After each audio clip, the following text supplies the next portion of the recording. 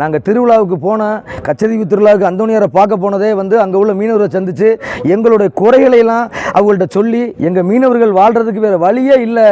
காலங்காலமாக வந்து உங்களுடைய இலங்கை அரசோடையும் இலங்கை மீனவர்களுக்கு கீழே தான் நாங்கள் வந்து பயணித்து வந்துக்கிட்டு இருக்கோம். எங்களுடைய குடும்பங்களும் அவங்களுடைய நலனுக்கு கீழே தான் வாழ்ந்துக்கிட்டு இருக்கு.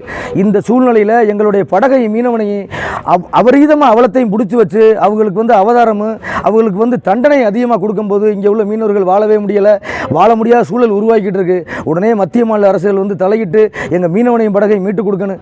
எங்கள் படகுகளையும் வந்து உடனே மீட்டு கொடுத்துட்டு எங்களுக்கு தொழில் பார்க்கறதுக்கான சுமூகமான வழிமுறையும் செஞ்சு கொடுக்கணும்.